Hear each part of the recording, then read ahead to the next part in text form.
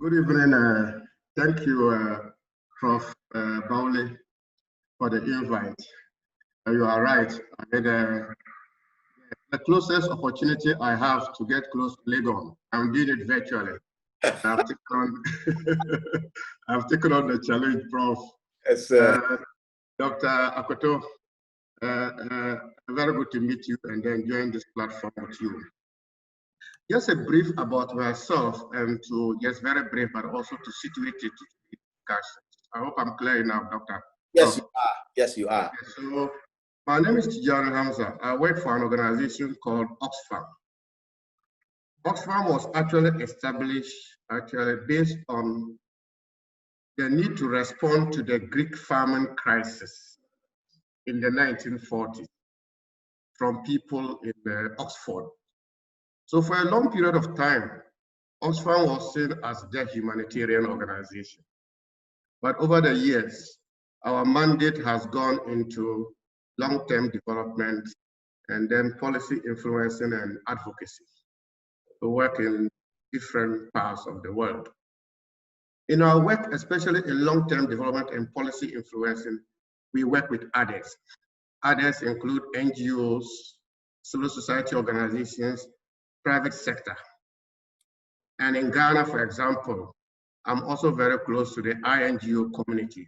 So the presentation I'm going to give today is actually born from the fact that I work with an organization that has a global character, that work with partners in the South, but that also are in alliance with several international organizations. The outline of my presentation is a bit of introduction to the subject matter. I'll look at generally the implications of COVID on the sector at the global level, the African level, and then Ghana. Then I move into what I call stories of hope within the pandemic.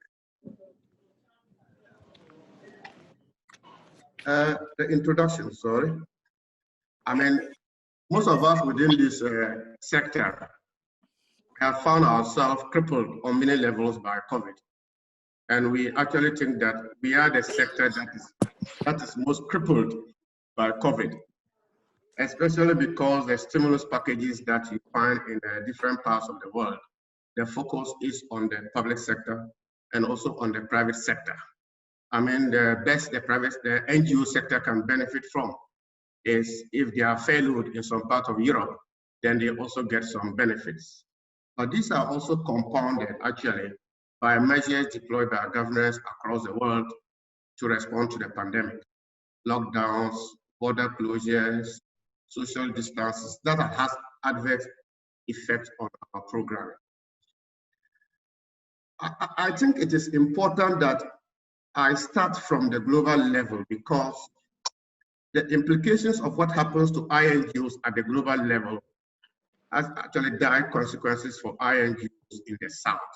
And I just feel that I should use this opportunity to let you know for now how COVID is already impacting on NGOs in the global North. And I should start by saying that actually prior to COVID, it is important to say that most INGOs, especially in Europe, with their mandate in long-term development, humanitarian, and then policy influencing, were already facing several challenges regarding their finances. So they were more or less fighting for their economic survival. And we can actually see this plateauing in terms of funding structures and frameworks within what are called three distinct phases. There was what I'll say moderate growth between 2003 and 2007, where a lot of resources came into the sector. There was rapid growth from 2008 and 2015.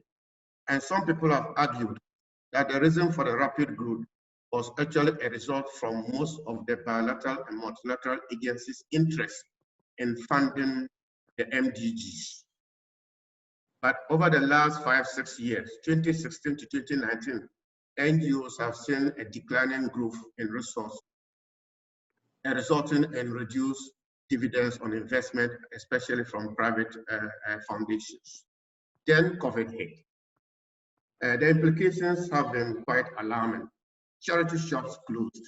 For those of you, I mean, most parts of Europe and America You walk around the streets, you find charity shops where they are selling books and products. Red Cross has shops. A lot of agencies have shops. The implications of this is that, for example, in Oxfam, for every month that these shops were closed, the organization was losing close to £7 million a month. And these are resources that we normally call unrestricted discretionary funding that gives agility to programming. Related to that was challenges in face-to-face fundraising. If you walk the streets of most capitals in Europe and America, you find some people standing trying to recruit people to support social causes. As because of lockdown, you didn't find them. So we also lost income resulting from that. Then charitable giving overall became rare, even if one committed on monthly basis to support with contributions. You were furloughed, you were not working. Where was the money? Related to that is that you couldn't hold races, runs, public events. Donor responses were also not encouraging. Some donors actually decided to suspend negotiations on contracts that were not signed, or at best ask organizations to repurpose 10–20% of their funding. And many organizations had to lay off staff. I should tell you that for an organization like Oxfam, the implications are that it actually contributed to Oxfam taking a decision to close down country programs in 18 countries. And the implication of that is that Oxfam works with over 1,700 NGOs in the world. And we are estimating that 500 NGO contracts with Oxfam over the next 2 years will cease.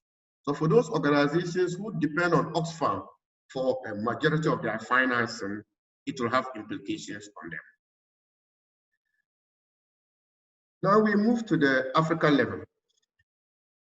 You will all agree with me that NGOs and civil society organizations in Africa have performed tremendous role in the development of the area, based on the support they provide in education, water, and security, microfinance. And sometimes they do it under challenging circumstances. The circumstances could be resulting from civic space that is shrunk, political situations that are tense, or within road networks that are very, very bad. Unfortunately, under COVID, that organizations like such are needed to play a key role. They are actually faced with what are called existential challenges. However,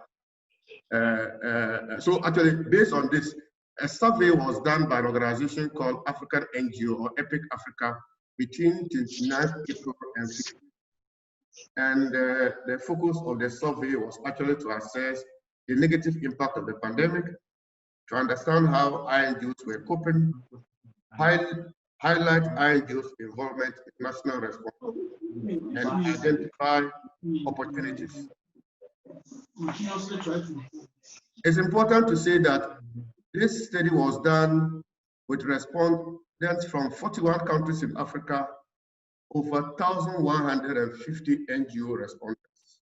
And I just want to share in brief some of the highlights of the study. 98% reported that COVID impacted their operations. 56% had already experienced loss of funding. And this could be, yes, as soon as there was lockdown, organizations like ours will write to NGOs, stop work, will come back to you. And for some organizations, 64% were expected to lose their income within 3 to 6 months. And it's important for you to note that this survey was done in May.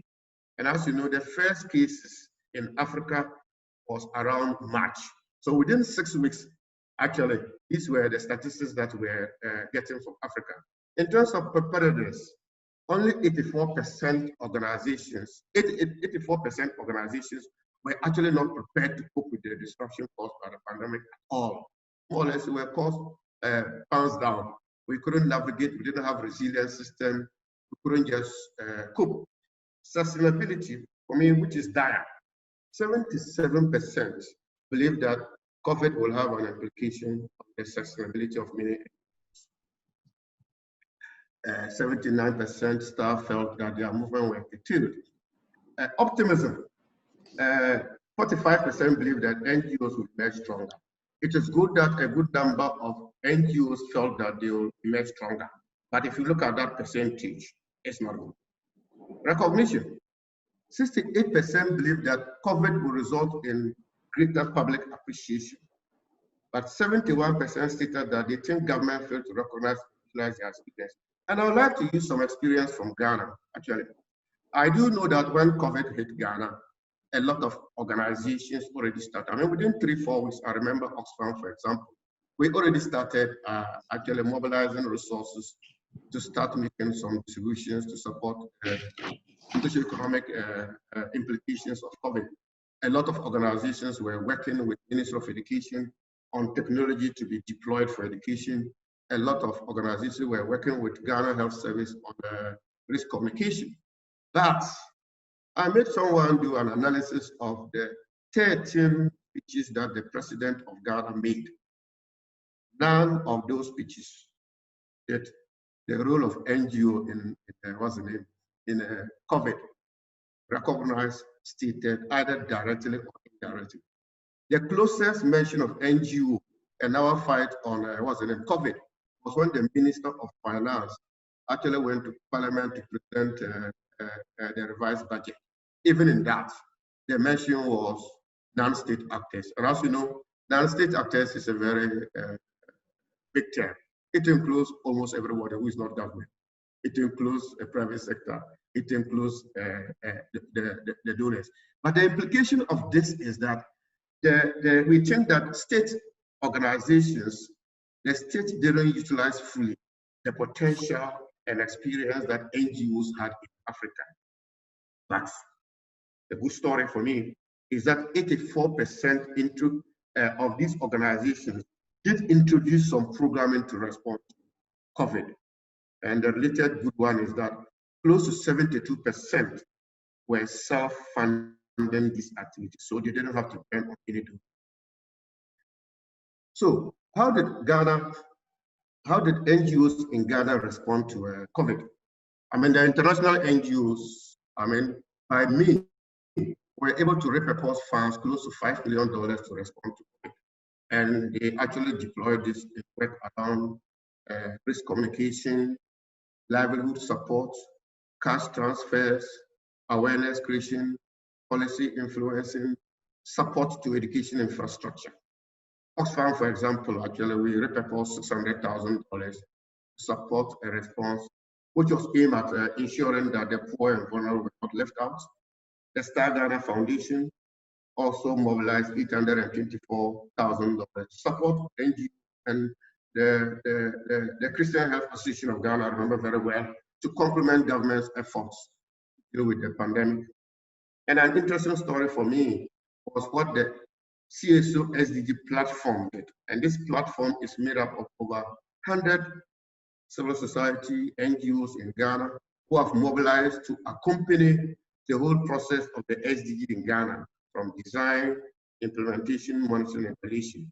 This group of organizations, actually by August, they were able to mobilize 120,000 Ghana cedis from 78 organizations in the I also do know that a lot of NGOs, CSOs, secured private sector donations to support in our way. For me, I mean, these stories about how NGOs responded is possible, but it's important for the audience to appreciate the conditions under which this was done, because the challenges I'm going to share also show that maybe we had a missed opportunity related to how we could have done better in the sector. So for example, the sort of funding arrangements that NGOs, especially Ghana, have donors, including INGOs, they are sometimes very short term, not helpful. It's more or less only supporting NGOs to survive from what I call hand to mouth.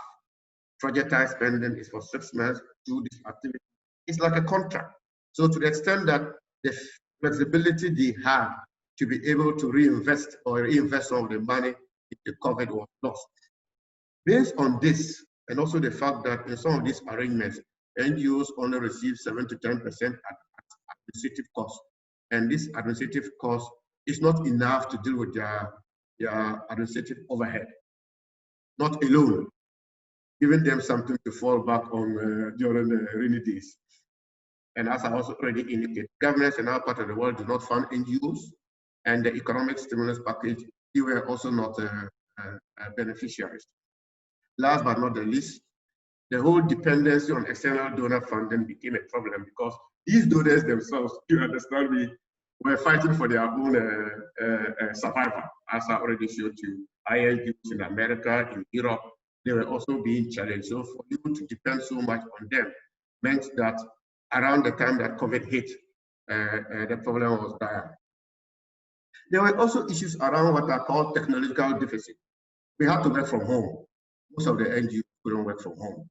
For other organizations, you could, yes, still maintain your internet in your offices, but still support your staff to be able to have data and work from home.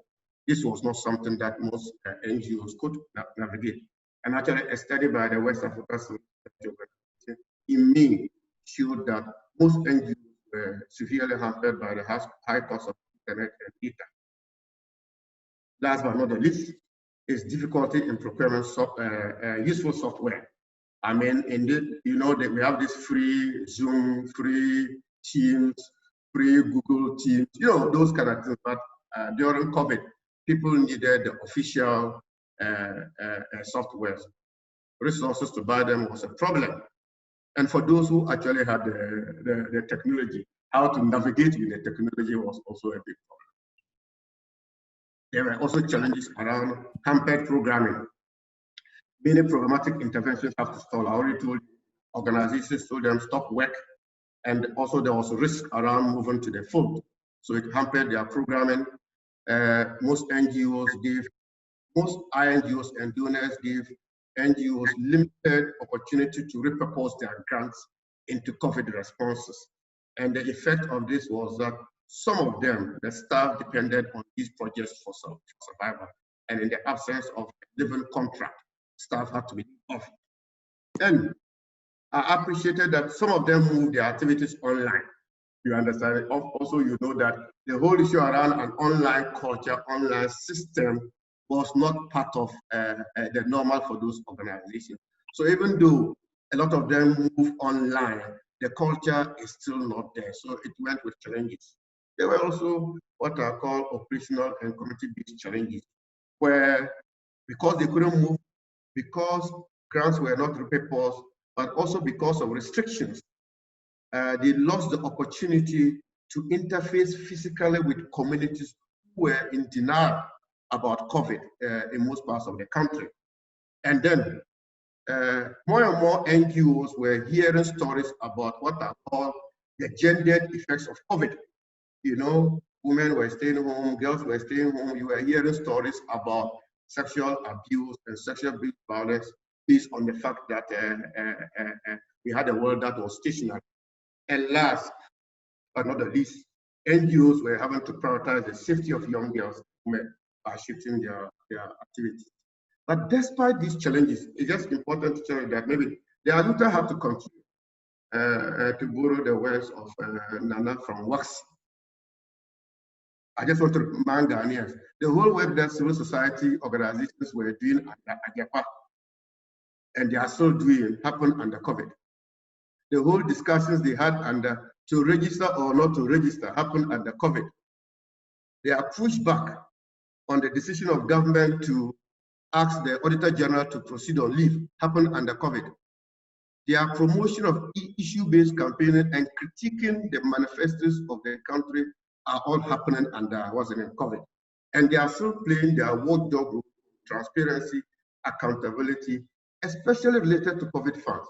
Ghana received a lot of money from IMF, World Bank, also from the National COVID Fund.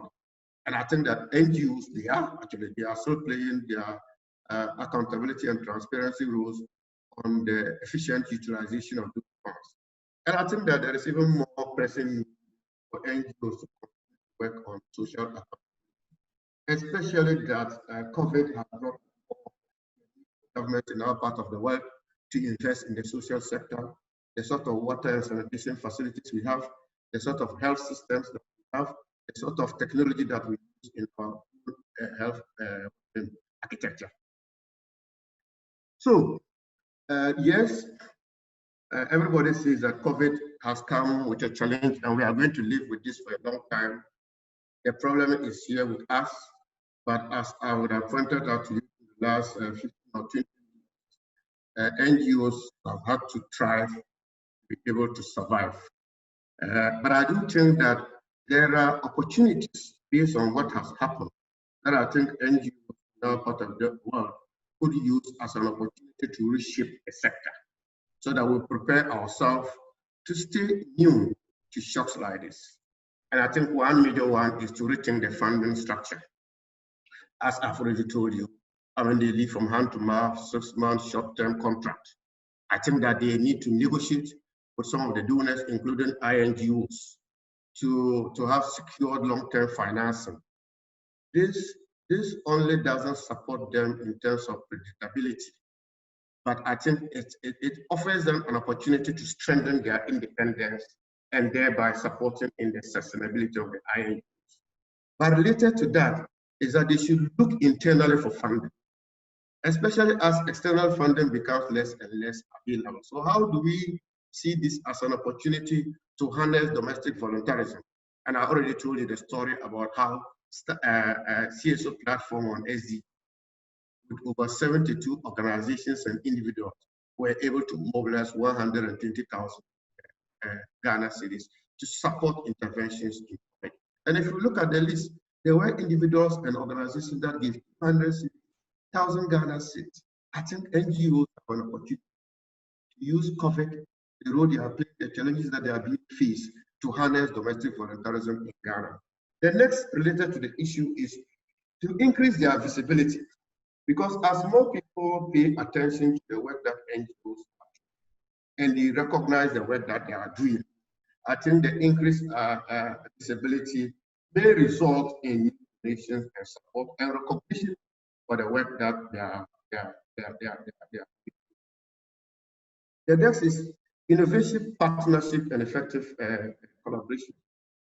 I think that a pandemic like this one should have the power to unite cross-sector groups to deepen our engagement at different levels. And sometimes I ask myself, you remember the private sector in Ghana worked on what they call 100 days for 100-bed hospital, which was a partnership between some private companies, the government of Ghana, the military, or sometimes I ask myself, where was our sector? You understand me? So I think that NGOs need to be intentional about developing cross-sector innovative partnerships, not just when we have an emergency, but for the full menu of options we have related to the work that we do. The next is to enhance our responsiveness. The pandemic served as a wake-up call to measure, to put in measures issues around scenario analysis. I mean, I remember in December and January when we were hearing about COVID. I mean, how prepared were we? And we seem to be a sector that is very deliberate on issues around risk analysis, risk mitigation. But unfortunately, COVID caught us pounds down. I think that we need to relook at how we organize so that we should be able to do a scan of the horizon, you understand me, and use some predictive analysis to be able to hold down certain probabilities as being for us to plan against. So I think that we could also use the opportunity of COVID in terms of things that we felt we did well, things we didn't do well, as basis to document what I'll call promising practices, so that we can learn from it to better respond to future crises. Even though I don't hope there are future crises of it, I just hope that we need a system to learn from this.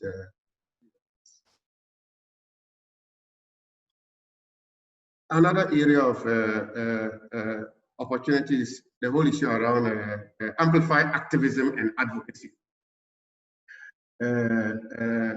We should demand for improved public service delivery, amplify our voices, and I think that we can also use the opportunity that we have been able to deploy digital space to continue with our work.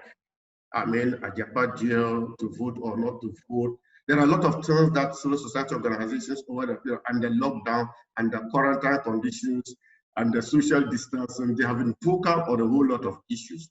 We should use the fact that we're able to do it to become more or less our new normal, to amplify our activism and then advocacy. Last but not the least, I've already stated to you the challenges that around cost of data, utility of data, and its implications on our work. Having said so, I do believe that most NGO staff acquire new skills and gain a lot of experiences in new tools and applications, including better use of social media and crowdfunding platforms. How do we use this as an opportunity to prioritize in investment in technology in COVID period so that it can help us to restructure our operations in the countries that we work? I just wanted to share with you what I call stories of hope that NGOs across the world have to live. And I'll start from right down Yemen. I mean, we all know Yemen is in crisis. I understand that despite being in its 6th year of intense conflict, COVID has helped fill a major gap in the country because it is now easier to promote peace building as all Yemenis rally against one common COVID. And understand that NGOs are leading in that one. In Lebanon, I understand that as the Lebanese government does little to provide emergency aid. As you know, within COVID, they also had some challenges. NGOs from across the country and also have come together to build what they call a robust distribution hub, base camp, to fill in gap related to reconstruction and support to COVID. And there are stories from Ghana and then the Caribbean. To conclude, it's just to emphasize the fact that the impact on the world of COVID on the world is at all stages and it's tangible. We are all feeling it, you know, individual, organizational, national, and global level, and then with northern NGOs and donors across the globe dealing with similar challenges, and a missed opportunity for INGO in most parts of Africa to do a lot of work, despite the fact that I feel that we did a lot, especially that most NGOs showed up when it was needed and stepped up to meet with the movement. But I think that we still need to look at how we, NGOs in Ghana, we operate and strategize for the future so that our dependency on others on funding can be minimal and harness domestic voluntarism. And I think that once you harness domestic voluntarism, you bring a critical mass of the citizenry to support and appreciate the work that you do. Thank you very much for your time. Looking forward to have reactions from participants on this. Thank you. Thank you. Thank you very much, Mr. Ahmed Tijani. As I said, this is really from the pot of practical, relevance of the role of NGOs, but of course, what it is that they've been subjected to. I have one question already, and I'm going to give opportunity for people who want to ask questions. Please, you can put your question in the chat room. I have one question, and I have my own bunch of questions that I'll ask. But let me thank you for the presentation. As you went on and on, I kept asking myself that important question about what have become of the many people across the length and breadth of this country and many other African countries who depend on NGOs to be able to survive, to go to school, to have peace and all of that. And that economy is an economy that has been hit because the soldier man who is in the field and fighting for them is wounded and lying on the floor. But let me give opportunity to Robert Aziz, whose question says, I would want to find out from Mr. Ahmed Tijani what Oxfam is doing about the recent flooding in the northern part of Ghana. He goes on to say, in 1990, Oxfam visibility was high in the West Mamprusi and Yamaga, Kubwari. Unfortunately, we don't see them. What will be the problem as developmental needs in these areas are getting challenging? So, so two questions in one. One is, what are you doing? And I remember, Mr. Tijani, before you answer this question, I remember that in the 2004, 2005, I guess, there were also floods like this in the north of Ghana. And at the time, Mr. Amu, who was one time the MP of the Ayawasu Wogon constituency, was the head of NADMO. And there were floods like this, and he was being interviewed on radio on what NADMO was doing. And then he burst out in anger at some point of the interview, asking the question, where are the NGOs? Where are the NGOs? And I was shocked to listen to that kind of question from a state entity, asking where the NGOs were, when in fact it was their responsibility to make sure their people were not. So I guess that's the same question you are getting from our friend Aziz. He says, where are the NGOs? What are you doing to the flats? I mean, to the people up north in the flats. And then he's talking about feasibility, I guess, in the area that he comes from. If we all start asking the question about where we are in our districts, I'm sure that you will go away today. But that's the first question. Yeah, but let me just answer. So related to the flood, actually today I had a meeting regarding, it's just to say that broadly, Oxfam is part of what we call the interagency working mechanisms, where international INGOs in the UN system get together to discuss some of these issues where we agree based on the need, and contributions are made in that particular area. But specific to West Mamprusi, actually this morning I was having a meeting with one of my colleagues, because we have taken a decision as an organization to support a partner actually in the West Mamprusi. That has been a partner that Oxfam has been working with, and we have not left West Mamprusi district. We have environment and agriculture, climate change, livelihood happening in those areas. But the broader issue about the debate about the role of INGOs is fair to say that NGOs is fair to say that it is changing. 20, 30 years ago, when people didn't have confidence on the state, a lot of resources were going into NGOs to take over. And in some areas, for me, if you ask me, it created what I call illegitimate dependency of the society on the NGO. You could assert and rush to your offices to ask you, NGO, where are you? The same people could not go to the government of Ghana and challenge those who have the responsibility to utilize our resources.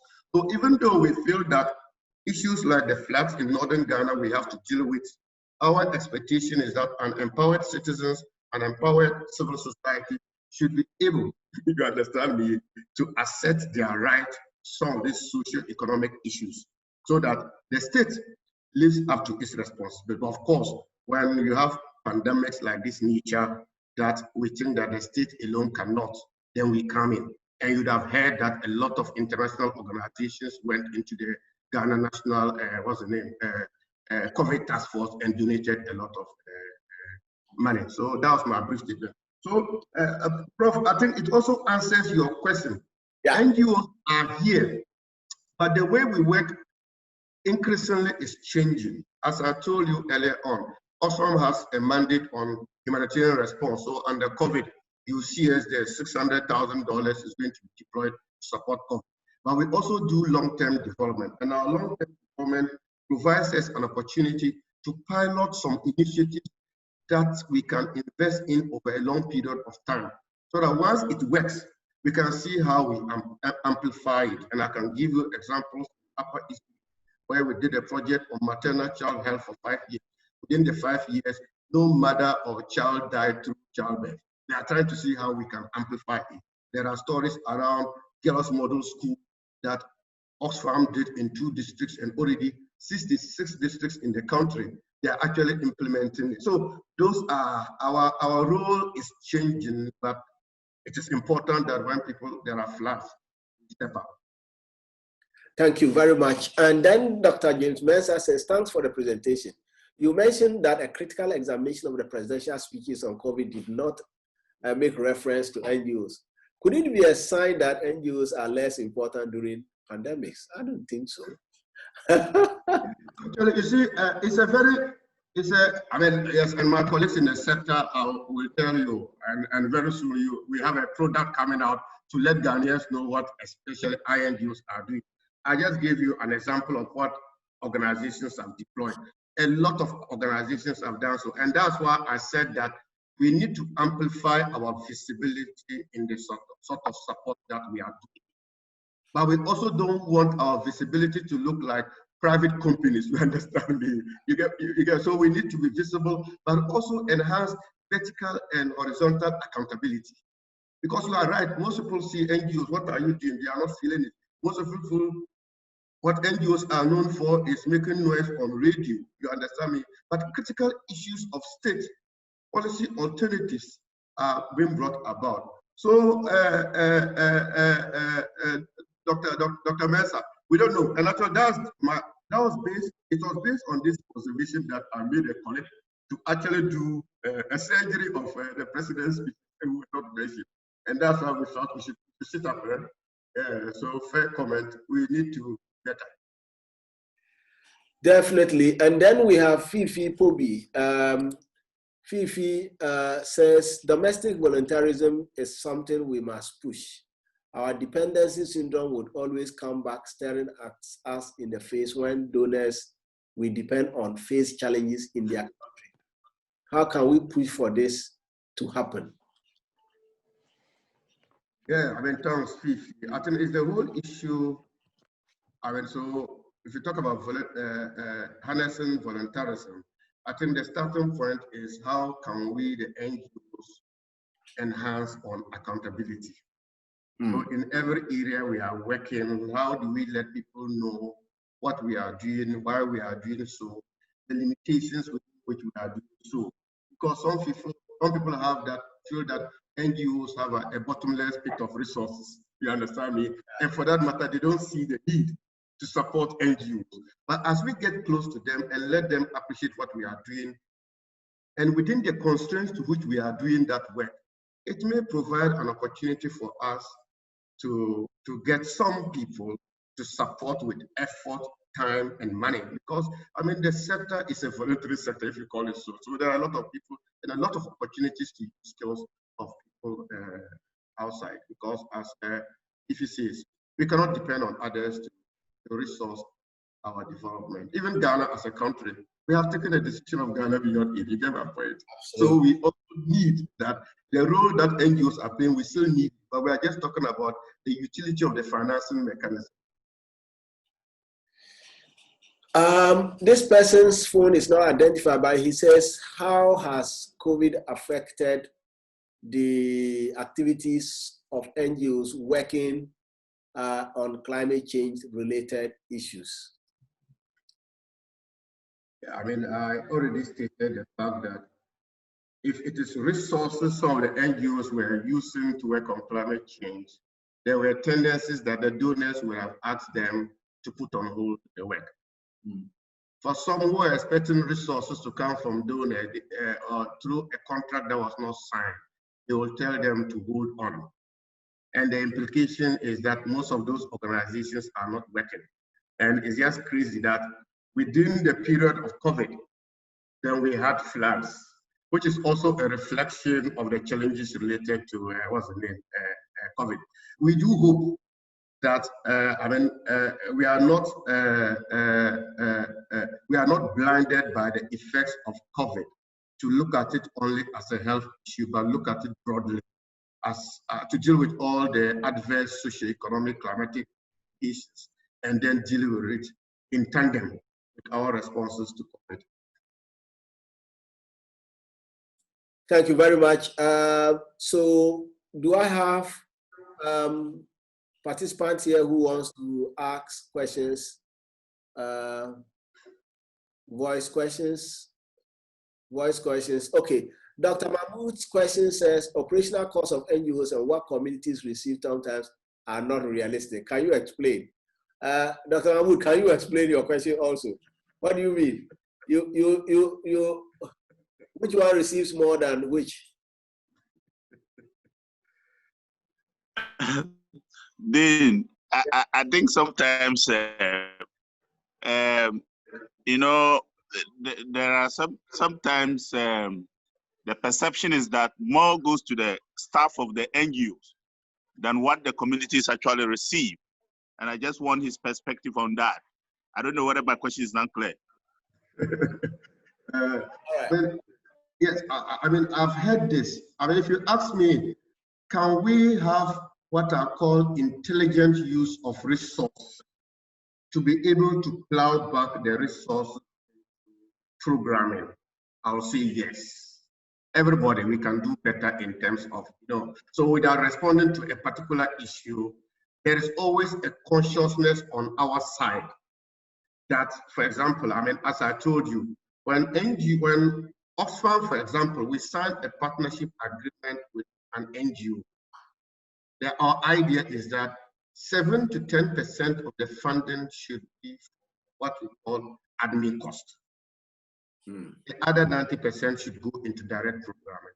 And equally so, when I have a partnership with a donor, you don't expect that out of the $6 million they will give to Oxfam, we spend $3 million on our overheads.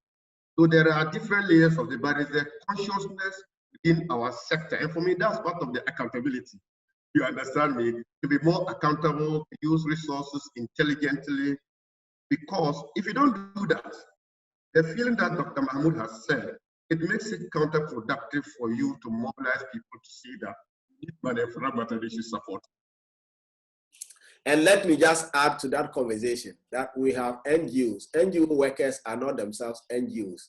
They are people who also have families. They have responsibilities to take care of. And you don't want to, those of us who are in corruption research, we always say that there's a certain margin of compensation that if you refuse, the people will find a way to compensate themselves, either by way of giving you less productivity or by way of taking the things you give to them to go and give to the people. So it's always important to have an optimal level of compensation, that which exerts or attracts the energies of NGO workers. Don't forget that a lot of NGOs work in very remote areas that you and I would typically not want to go. And so to be able to get people to go there, for 5 years that I worked for an NGO, I was almost always on the road. And it was so risky that at one point I threatened my boss.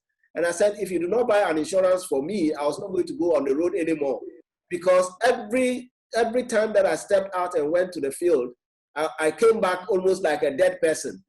And the risk on the road. So it is important that NGOs do not enforce or force their values on the people who have capacity to execute the mandates that they want to execute, and that people are well compensated, so that at least you can have a certain semblance of sanity in the way that they work to give back to the society. How do you think, as a society, will how do you think we as a society will look back at COVID-19 and our human response to it, the way we now look back at the last pandemic from the 1920s? I mean, this is like an political question. I mean, you remember I stated something that it is fair to say that the whole world were caught pounds down.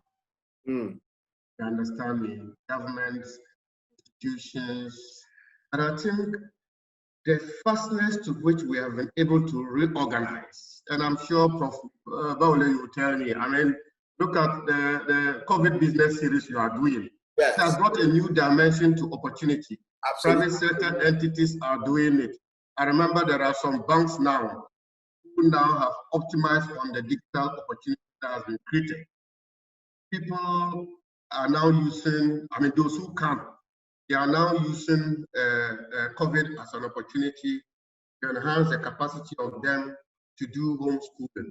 But we are now seeing an opportunity, especially for organizations like NGOs, who feel that we should be careful that COVID doesn't perpetuate the inequality we have in the country by looking at opportunities to mobilize resources so that digital opportunities, you understand me, gets to all parts of the country. So that when there is a TV program on education, all parts of the country. And that's why I say that something good can come from, what's the name?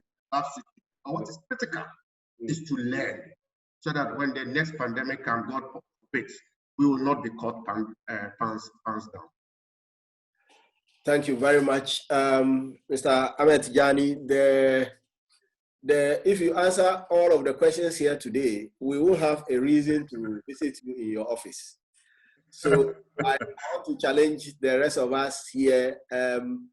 Mr. Tijani's office, the Oxfam office, is around East Legon, not too far away from us. And for those of us who are in Accra, you may want to pass there, look at some of the things they do. They document very well the things they do. Their website has a lot of information, but also that if you go to their place, you get a lot of very important leaflets that show the stories they do and they write them down very, very well for learning purposes. I would end here. I have two important questions. One says, it appears the government of Ghana acted in isolation in dealing with this pandemic. What kind of collaboration is required to deal with future pandemics?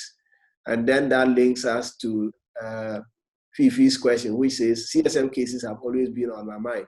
And I hope we can come together and help in redesigning huts in our local,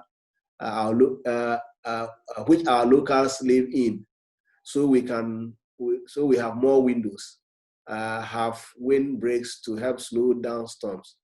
I believe NGOs in remote areas must work with chiefs and community leaders to push for preventive measures so we don't get a lot of people dying from preventable diseases like CSM. That's a very important point, Mr. Tijani. What do you think? Just briefly, so we can bring it to the end. Yeah, so I mean, yes, I was telling you that actually Ghana faced a triple emergency in the last 6 months. That's CSM in Upper that's floods, and then we had a CSM in Upper West Region. I mean, and it's true. I mean, most of us were at the forefront of calling the country. There was a point in time that deaths related from CSM was higher than deaths related to COVID. And we felt attention was placed more on COVID because it took global attention. And so we tried, and as I told you, I am part of a group of actors within this sphere who looks at emergency in the country. And we got the feeling and the understanding that this particular strain of CSM ticks, I hope I'm right. And for that matter, there was a need to look at it in the long term so that it doesn't come in. And I think that you've heard commitment from the Ghana government to do something better. There was another question around, yes, I think, you can see that I also challenge our sector on the missed opportunities in not being smart in terms of innovative partnerships, where I felt we were not there in the 100-bed, 100-day hospital. And I also felt that in several districts and communities, and for me, it's not just at the national level, the regional level, the district level, NGOs who are already on the ground doing community animation, social mobilization. There were missed opportunities, you understand me, to use them to go. And I'm sure, even as a state, the government of Ghana should be learning them. And we can all improve the process.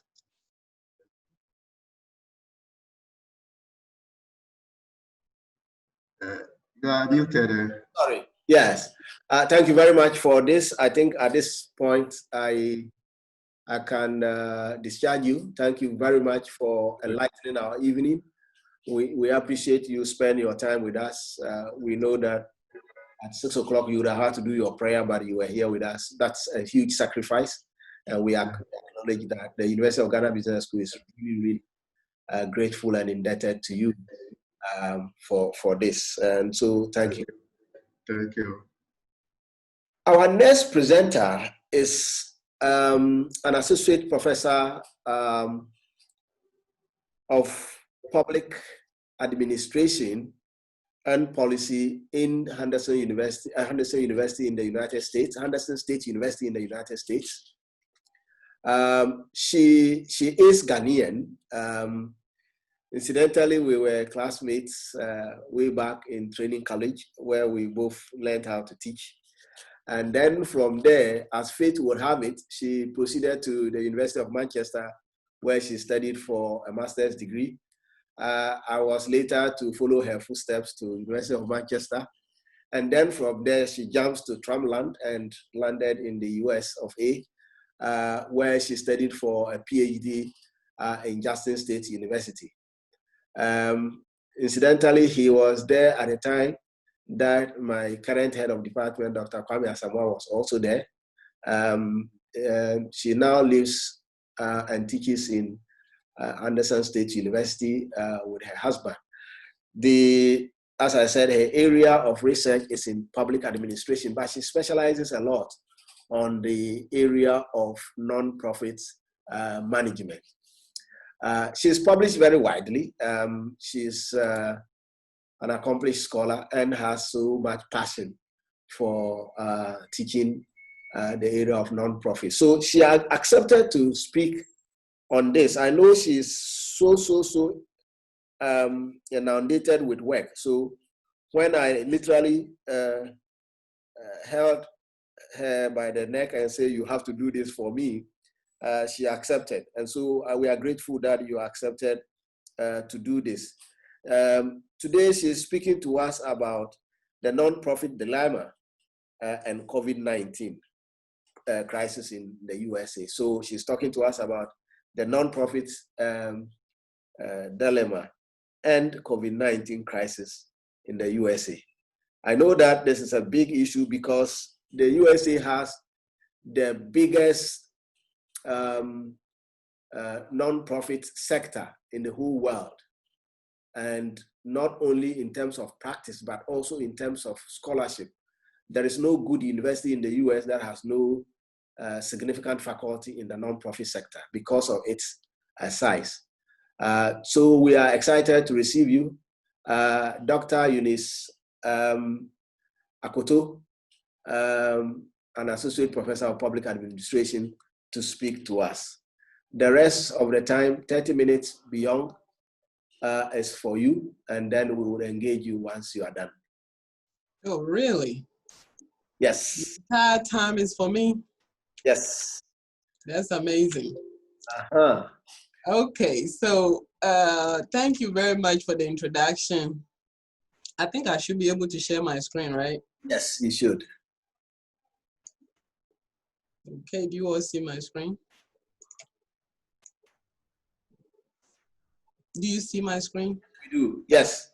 Yes. Thank you. Okay. Great. So as Dean Justice, I call him Justice, has said, I'm a Ghanaian, full-fledged Ghanaian. And so I won't add too much to what he has already said, but I am associate professor of public management in the School of Business at Henderson State University. I left Ghana in 2003. My last post was at Yasantoa Girls Secondary School. Okay. And I think I have Kate Asifua on the platform right now. She sent me the flyer and said, I can't miss this. I have students who completed Yasantoa by the time I was there, and some of them are doctors, some of them are your students, maybe in the PhD program. So I'm excited to be able to share with you all today. And whilst I was in Ghana, I got the opportunity to work with some NGOs. And one that I was really passionate about was the one, Beware of HIV/AIDS. At the time, HIV was becoming an issue, so we partnered with global strategies in the USA to try to destigmatize the disease in Ghana. So we work with several NGOs on the ground to be able to do that. That was something that I was really, really passionate about. And then going to the UK, I got the opportunity to work with Oxfam and Christian Aid and a coalition of NGOs in 2005 when there was a G8 meeting to discuss some of the issues confronting developing countries. And so we came together to put pressure on the G8, basically campaigning at the meeting to make sure that conditions that were applied to developing countries' loans will be removed. Unfortunately, we didn't succeed that much, but we succeeded in getting some of the loans canceled. Now, in the US, I have done a lot of work with nonprofits. Apart from teaching it, I also do a lot of consulting.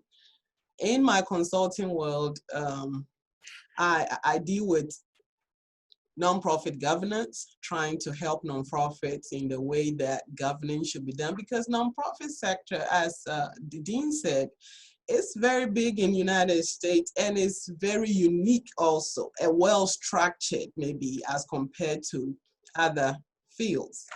So today we're looking at nonprofit dilemma. The question will be, what is the dilemma? And I think Mr. Tijani was very clear on some of the problems that the NGOs in Ghana are facing. It is not very unique to Ghana alone. It applies to almost all NGOs. But in the United States, what defines the nonprofit sector also defines how their problems arise. So that's what I will try to touch on. I think Mr. Tijani set the stage for me to be able to just run through quickly, because he has talked about the larger side, the global level. And so what I'm going to focus on strictly United States and what happens here and how that might possibly affect other parts of the world. The other side of my topic is not very unique to all of you, because the COVID crisis in US is well known. And I'll try to tell you how specifically it has impacted the sector in the way forward. So this is my outline.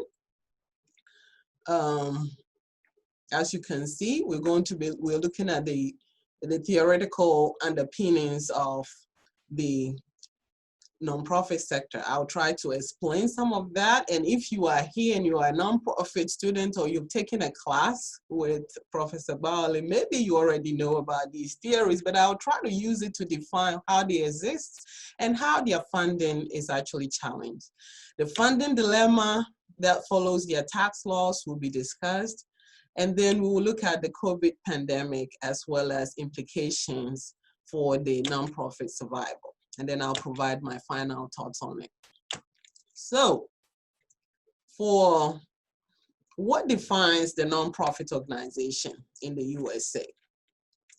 In many cases, we look at nonprofits at the tech sector.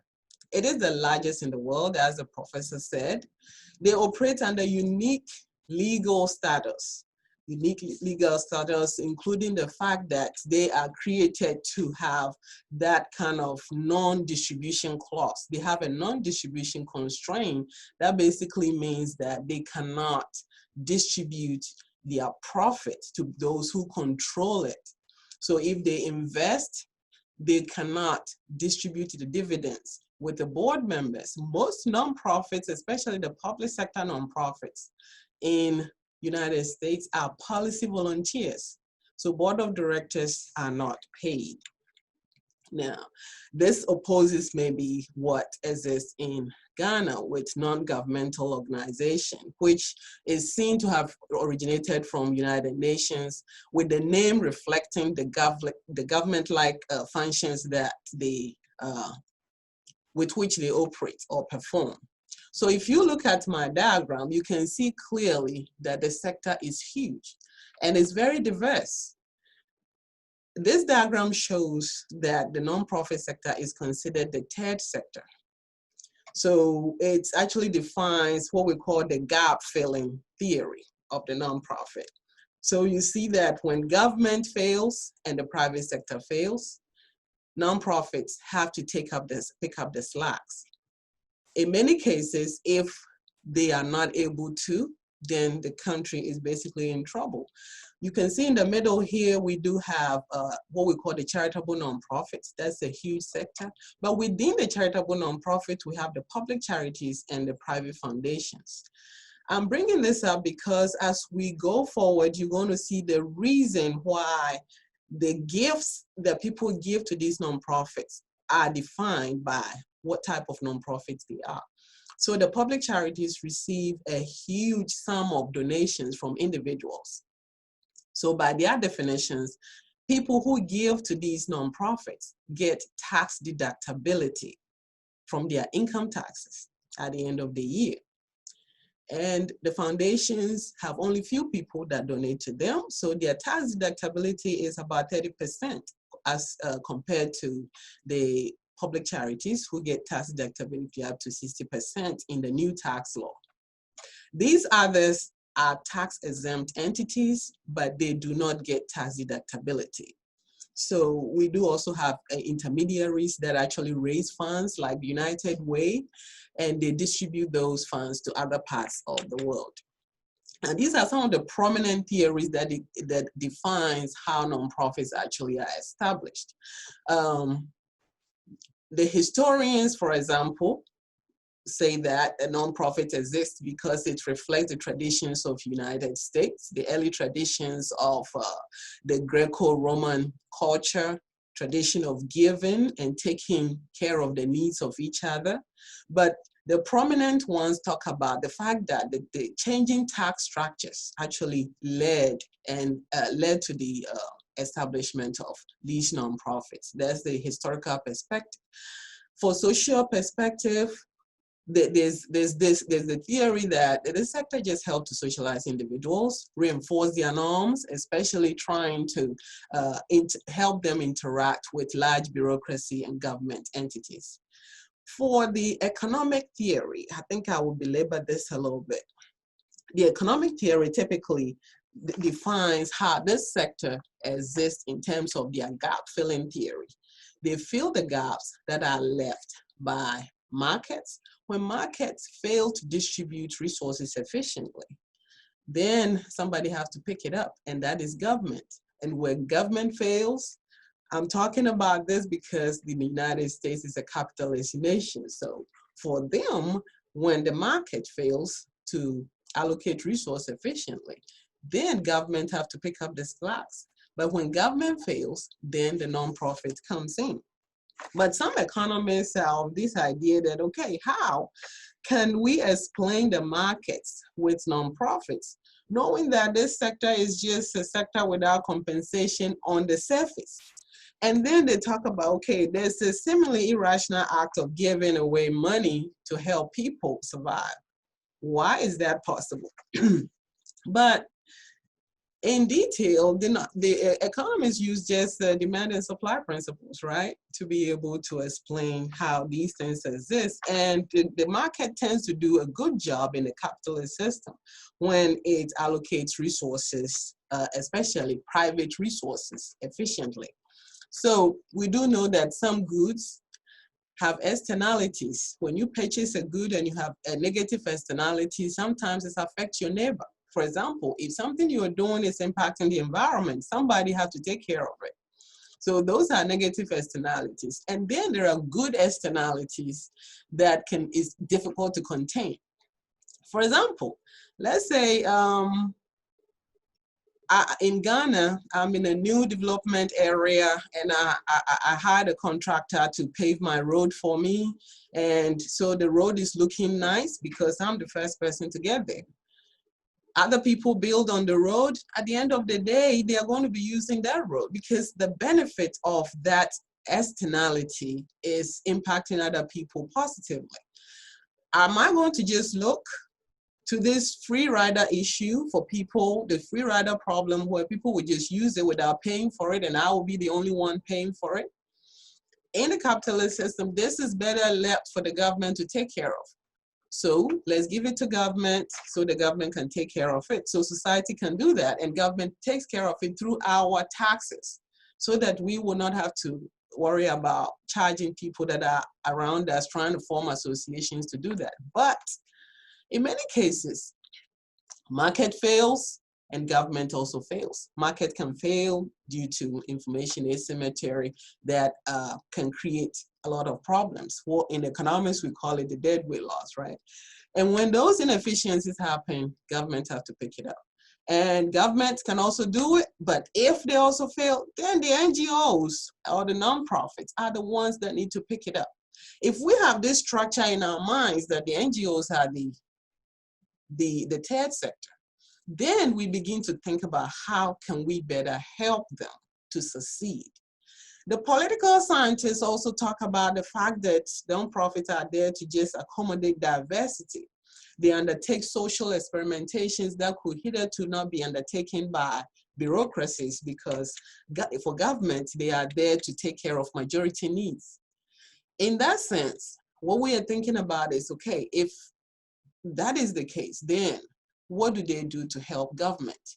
So at that level, we look at the government modules. They are supplemental to government, meeting the service gaps that are not met by government. They are also complementary to government and working with government to be able to meet the needs of society. They can also be adversaries. And Mr. Tijani talked about the fact that in most cases, we hear nonprofits just shouting on the radio and talking. That is most cases maybe opposing government policies or trying to advocate for change. And those are the roles that nonprofit plays. But being complementary to government is very, very important because of their funding sources. They seek, receive, and manage government funds. About a third of nonprofit revenues come from public sources. Some of them are grants and others are payments in goods and services. For example, if nonprofits are working with government entities like Medicaid, they give them vouchers to work with. So those are the payment for goods and services working in complementary role. Now, the sector, as I said earlier, is very big. In the US, you have over 2 million tax-exempt organizations, 1.5 registered charities, and then they form 10% of the total US workforce. Over 600 billion in wages and benefits are paid. And over $1 trillion of our GDP, that is 5% of the GDP of United States is from nonprofits.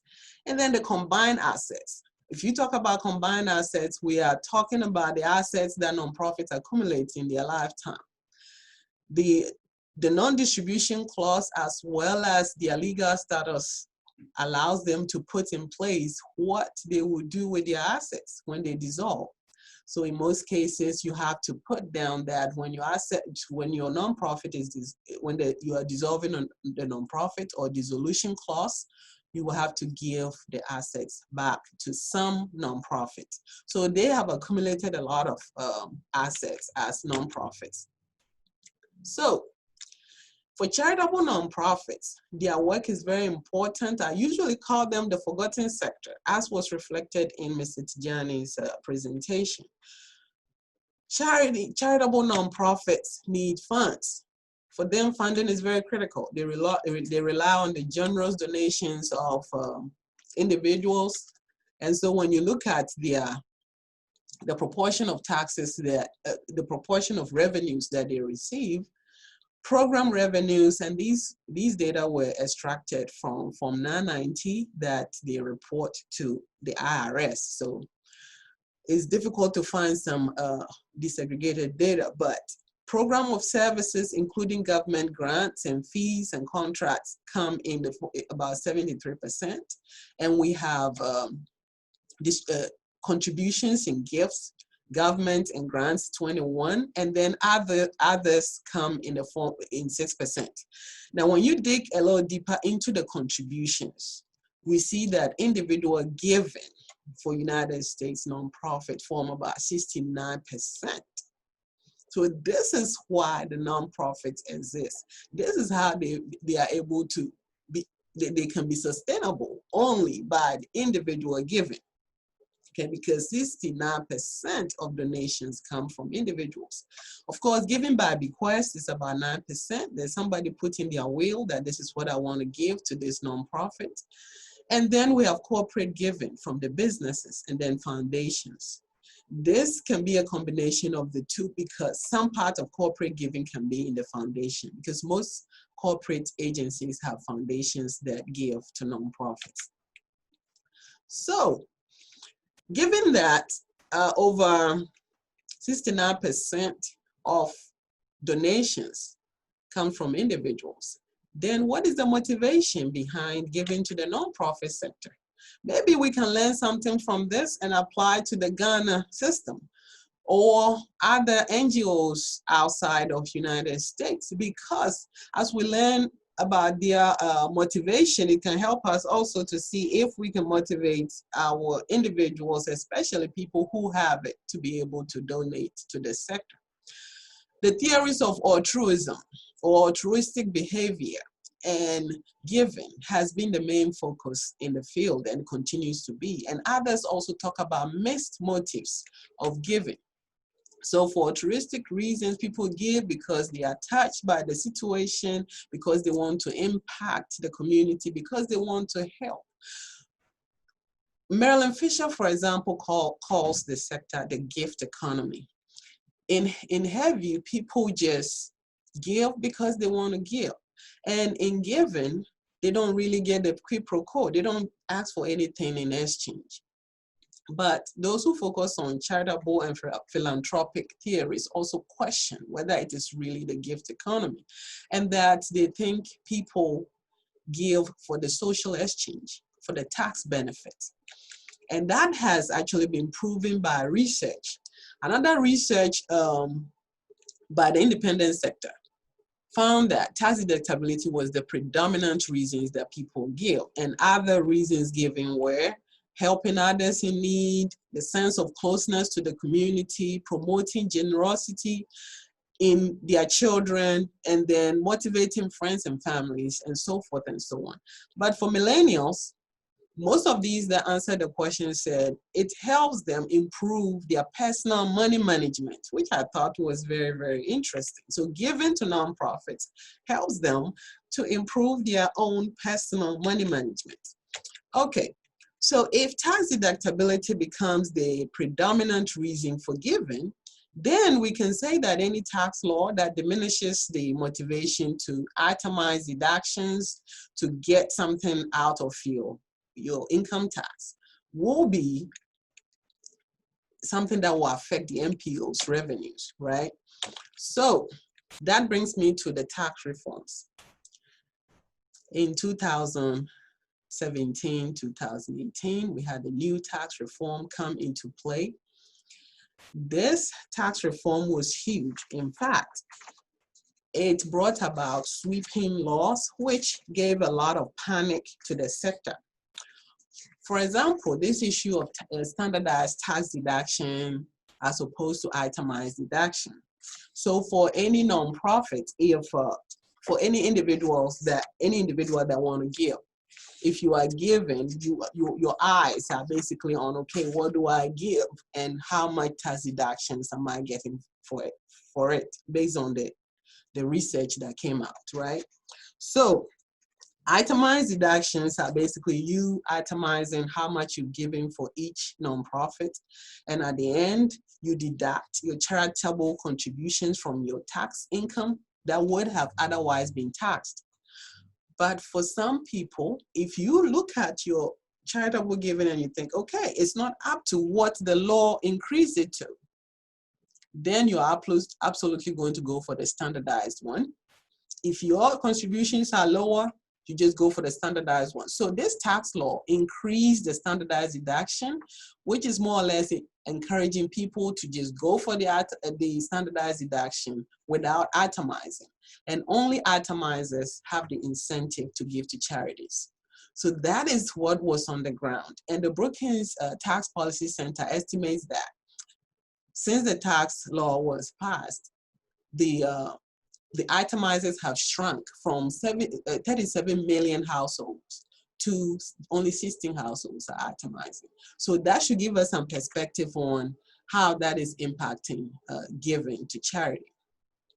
And then also, it's roughly double the estimated tax exemption to 11 million for singles and $22 million for couples.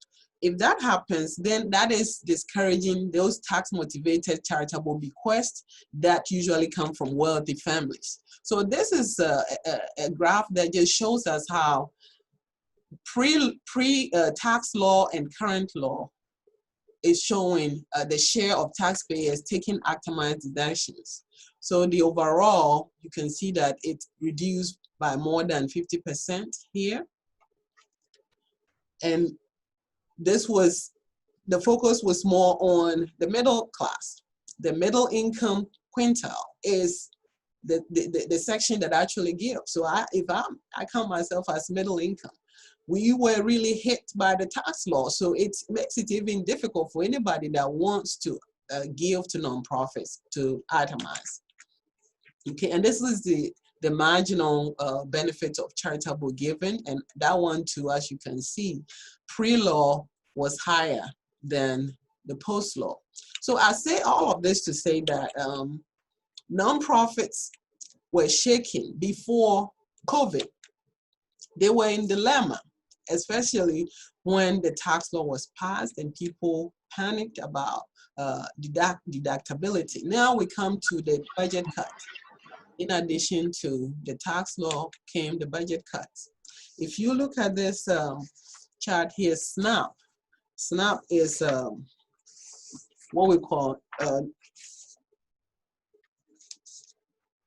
these are programs that are safety net programs for the American community.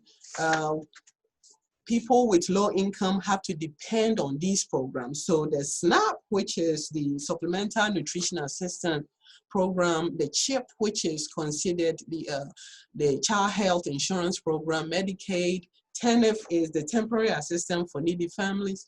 All of these are safety net programs, and these were all cut in the tax, into 2018 budget. And so these programs were affected. One of the most hit was the Meals on Wheels for seniors. And you can see that all of these are what the nonprofits, the local nonprofits deals with. Even in their supplemental role and complementary role with the government, they get funds from these sectors to be able to work on, to be able to assist people in need. So if all of these were affecting the nonprofit sector already with reduced funds, then came COVID, a big brother. COVID crisis in USA is not new. As at the time, as at yesterday when I put together this, we had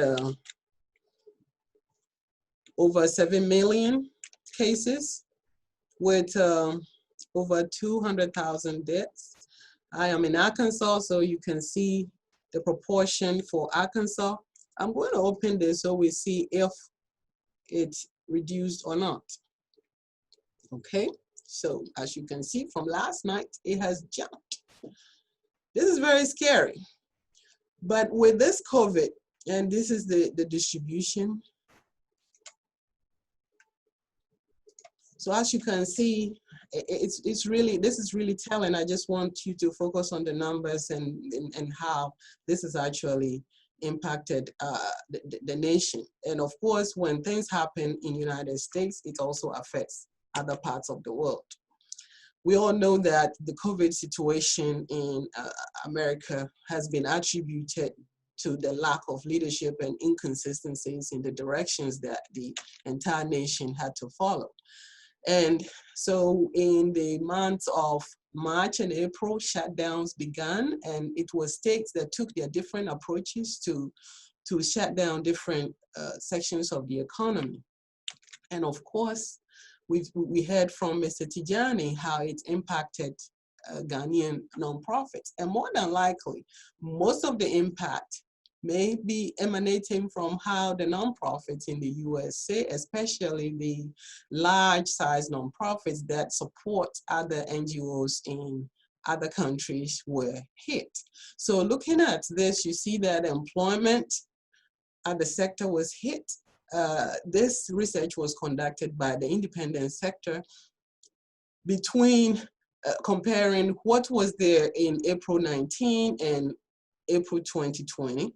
We saw that there was a 47% reduction in employment.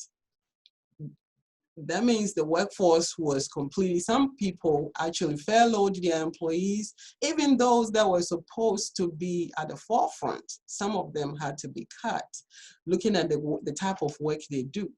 The revenue impact was grave because due to the shutdown, many of them canceled programs. Some even canceled fundraising events because, as we heard from Tijani, most of these nonprofits have to go in person to go and ask for money.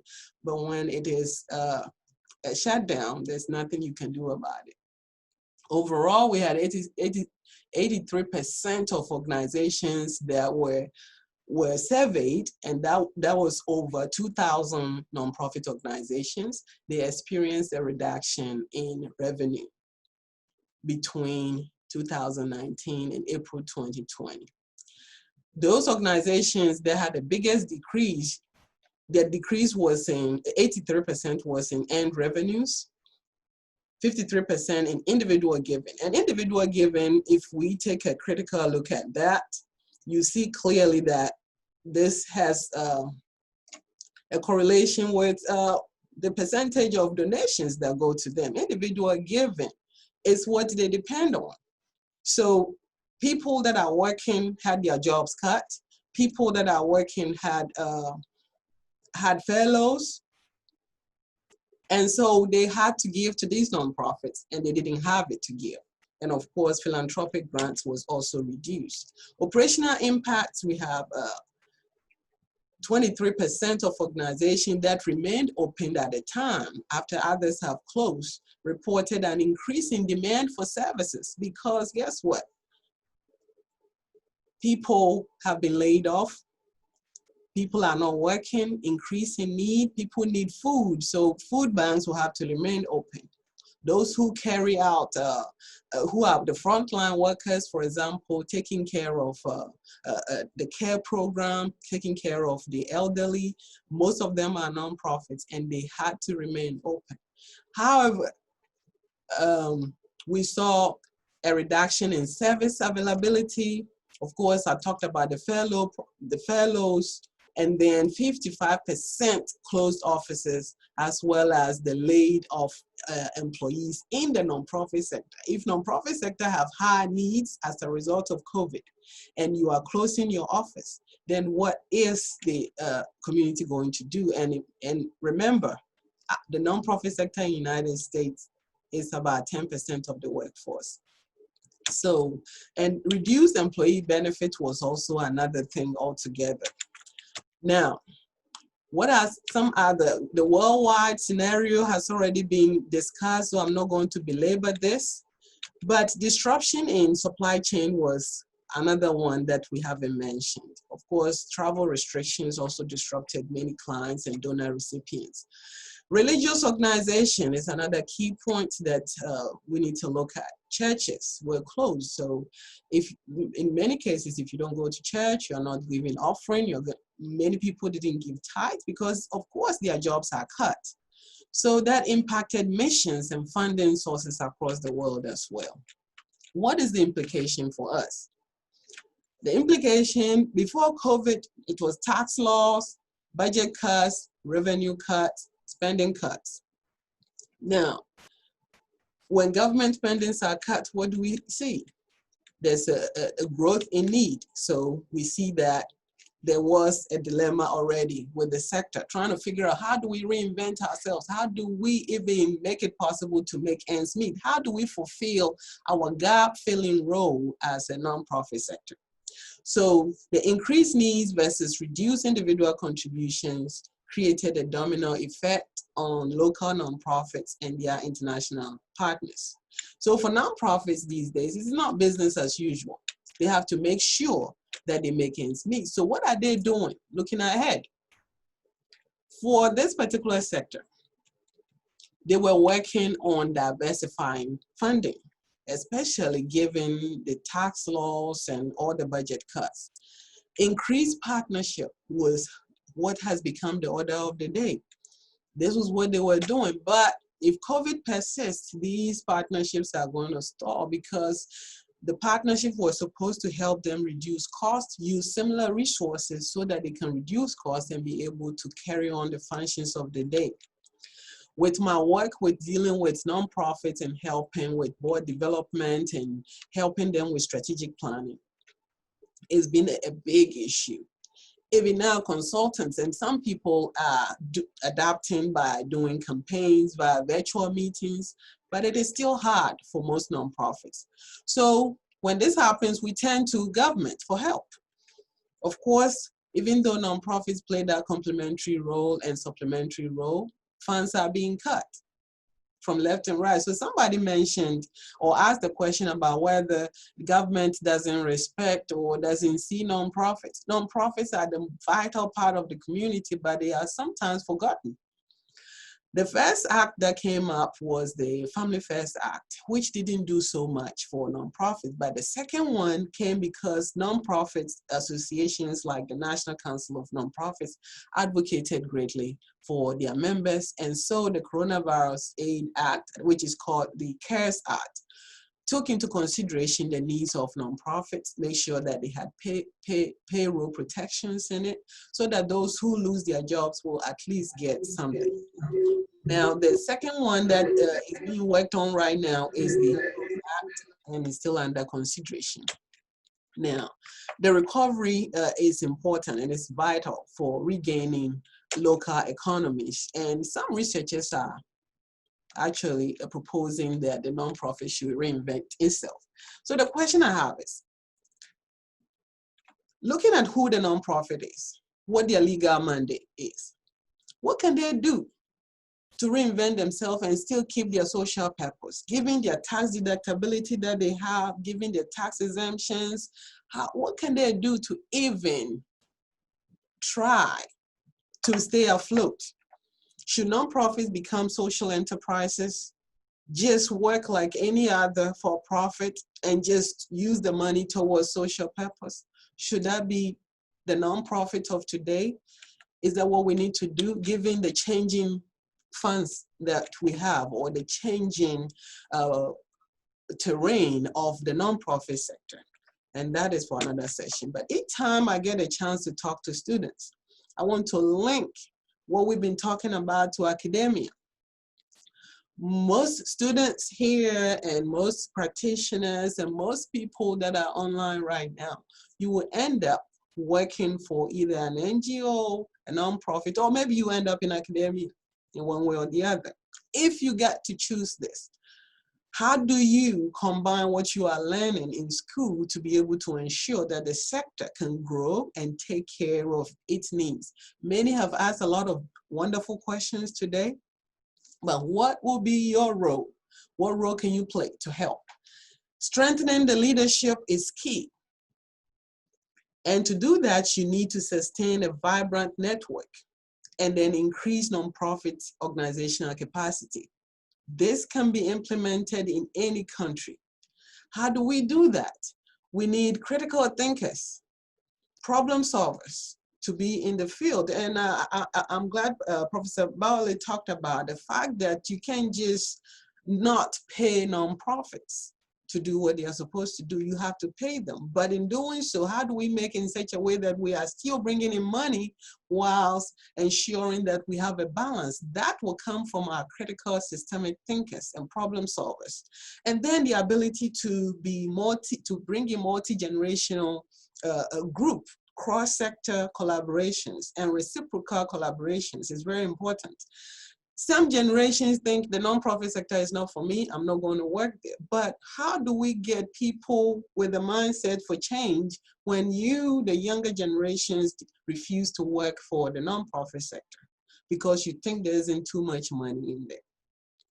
We need to be able to build succession plans. And that might sound strange or different because we are in a high power distance culture in Ghana. How do we ensure that we can mentor the younger generation to be able to take over from the older generation? In the nonprofit workforce, most of the board members are very, very old. So we do encourage younger people, train younger people to see how they can also be motivated to help in the nonprofit sector. And then above all, to be able to increase capacity, we need improved board governance, effective staff management, increased collaboration. All of these are important to be able to ensure that the sector is sustainable and grows. So I bring my discussion to an end and I'm open for questions. Thank you.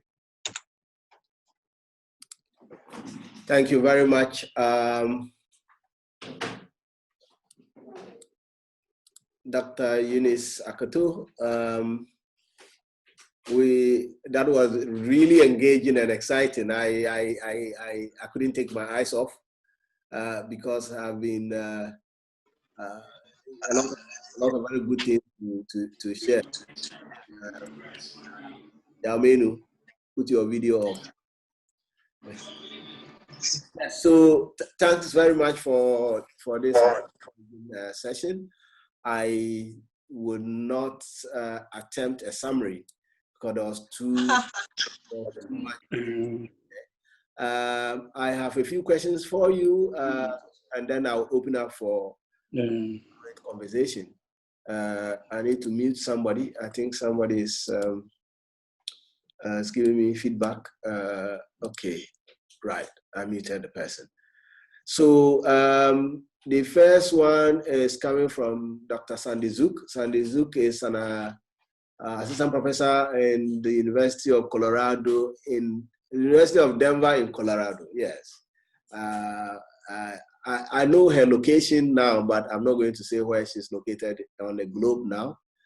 She says the tax law changes in the US have also hit community-based nonprofits much harder than national or regional non-profit. I guess that's some of the points that Yes. you made earlier. Aziz says, Dr. Eunice, what model is US using to fight COVID? What is the role of the state, federal, and non-state actors in the combat of COVID in the US?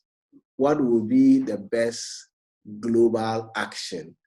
Almost like asking you to do your presentation another one, but I'll leave it to you to decide how you answer that. Okay, so basically, I did not go into how the US is fighting for COVID because I believe that this has been a global display in the face of everyone. From the beginning, the federal government did not take the initiative to tell everybody to hunker down. So that created a lot of misinformation. So states took it upon themselves. US is huge. So every state has some kind of independence in terms of the decisions they make. So more or less, the federal government gave it to the states to make their own decisions, which was very, very inconsistent because at the end of the day, some states have more resources than others. And in a pandemic, it is expected that the federal government will relay resources to all states and help them to combat, because when one state is hit, the other can be hit because we do not have any borders. That was the main problem. So there is no specific model. At the moment, what we are seeing is the scientists trying their best to come up with the vaccine. But in the meantime, they are doing their best to if I may say so, in the meantime, they are doing their best to help encourage mask wearing. We are all wearing masks. I have mine right here. When I step out of my office, I have to wear my mask. Mask wearing is basically the order of the day to help reduce it. Some parts of the economy has opened and going, but there is everyone is encouraged to make sure that we do social distancing and wear our masks to be able to reduce the spread. And that is what has actually, it's unfortunate how many people have died. But that's the reality that we live in right now. I don't know if I answered your question.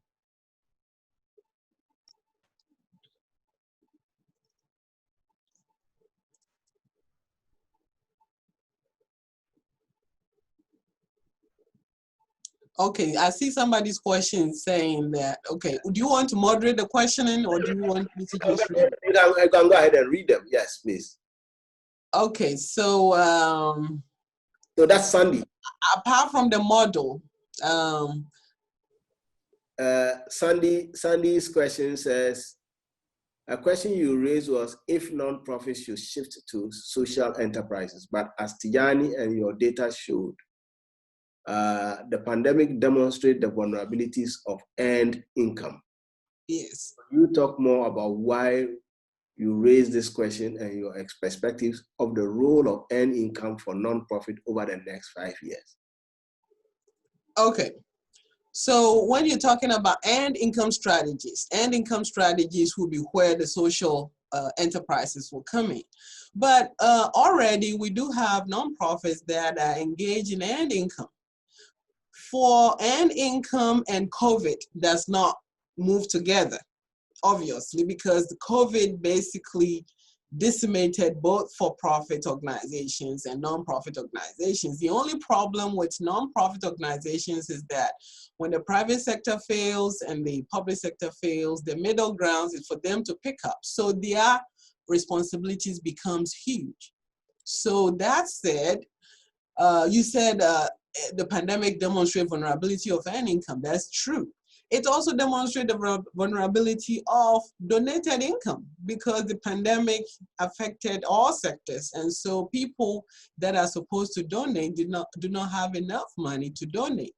But the good news is, as people received checks, stimulus checks, they were able to take care of their needs and also paid some tithes, especially with the churches, they did get some funds in. So when the next data comes out, we will see a little bit improvement in that sector because of stimulus money that came in.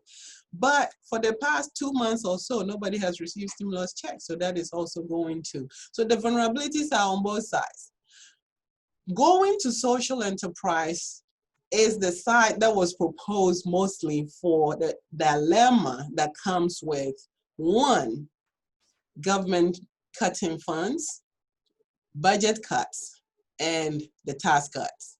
So for us to not depend on individual donations too much and not depend on too much of government funds, then social enterprises will be the way to go.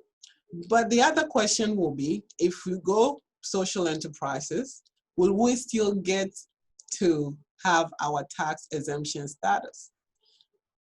Unrelated business income becomes the key.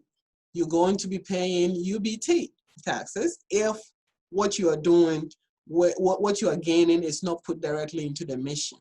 So those remain challenges and areas of contention that all of us researchers have to work on and see what we can do. For the next 5 years, hopefully, if the pandemic is over, and income strategies can actually be the way to go. Correct me if I'm wrong. I get a sense that the US nonprofit sector is largely inward looking, except for very large foundations. The US nonprofit sector is inward looking. It doesn't appear to be a big source of income to nonprofits in the developing world. I don't know whether this is really true, but when I come to the US and I attend conferences where you find nonprofit, you would find that this looks like a closed ecosystem where the support is largely within the US.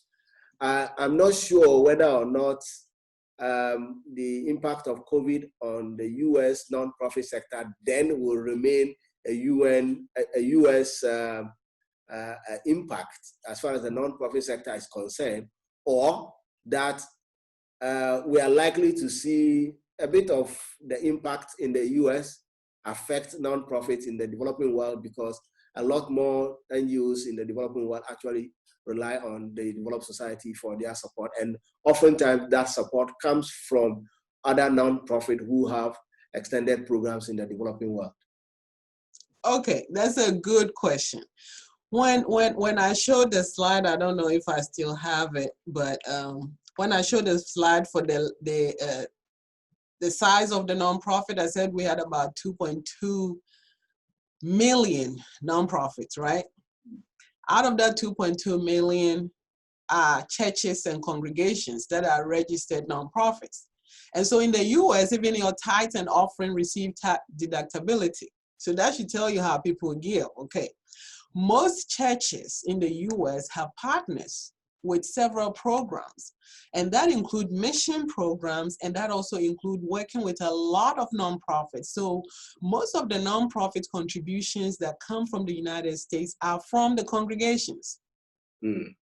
Most of them, there are several we do, and they come to churches to come talk to us about what they are doing in African countries. So the giving, actually the donations comes through the churches, and the churches are part of the nonprofit sector. I think there's the need for us to assess those and see what actually the numbers are, because if I didn't come to the United States, I wouldn't even know how that happens. But like every other week, you have somebody coming from missions to come and raise funds within the church. And we give because we know that you're going to get tax deductibility for what you are giving.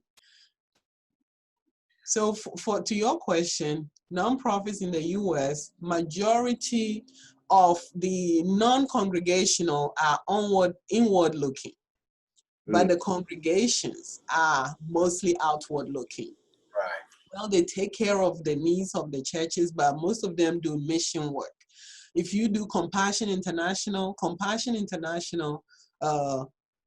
raise funds a lot within the US congregations. And Feed My Starving Children, we pack foods right here in the United States and send it to other parts of the world. They go to other nations to do building. They build schools, they build orphanages. So those are really, it's a lot that comes from the United States to developing economies. Okay. Yes, are there anyone who want to ask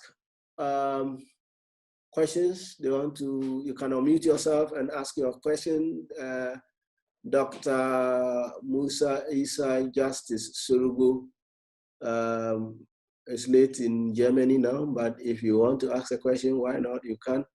There was somebody watching us on Facebook let me check the Facebook page to see if there are any questions there that I can see. A lot of people are watching us from different parts of the world. Wow. Yes. People are watching us from different parts of the world. I'm just trying to get the communications from, I'm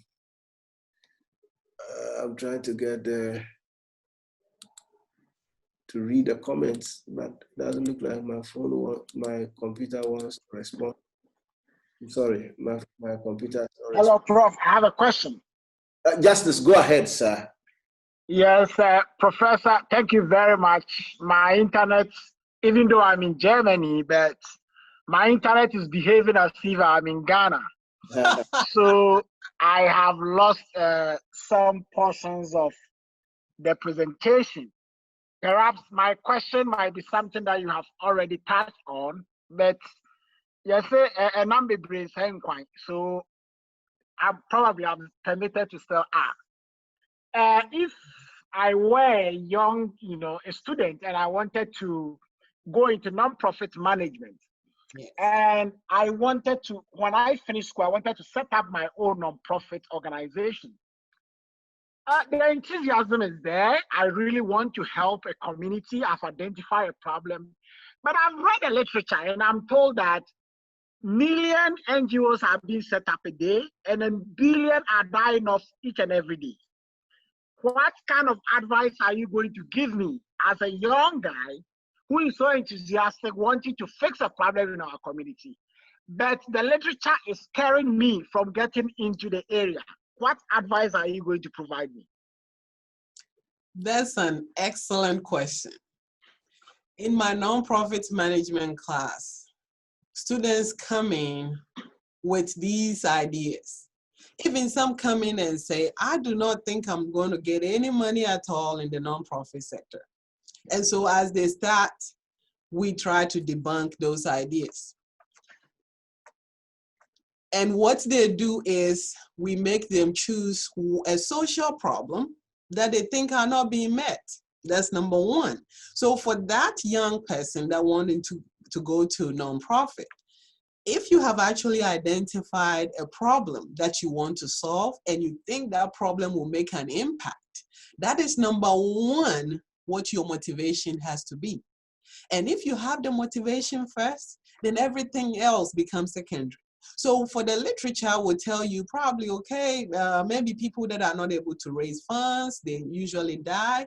That is the nature of the field. But probably with your education, and that's why I put up that last part, with your education, you need to be in that area where you can think strategically. Bring to the group those people that can help you make things work. In many cases, most of these nonprofits that fail are those that are not able to harness the strategic approach to succeeding in the field. So that's why most of these, you go to school, you take certificates in nonprofit classes and learn. That is why we are there, the consultants are there to help you navigate the field to be able to succeed. There are most people that just go in with their mind and say, I'm just trying to help the community. And I get that all the time, even right here where I teach.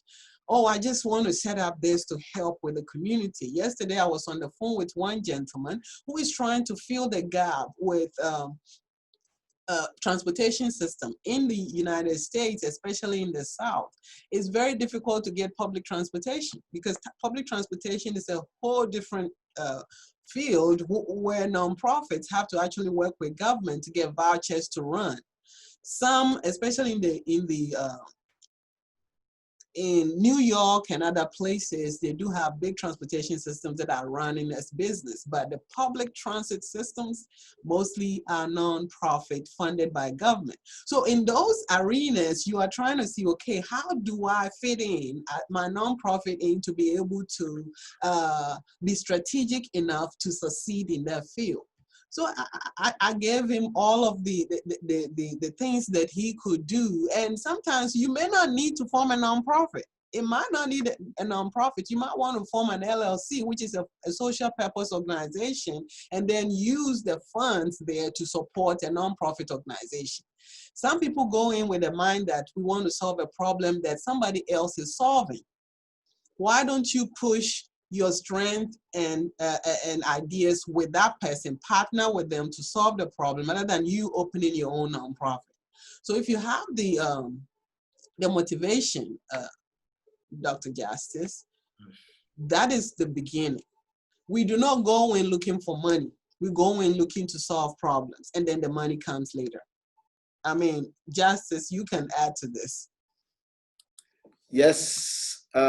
He himself, Justice Musa, can support in that because in my non-profit class, he was the one doing a lot of the teaching. I was only taking the credit.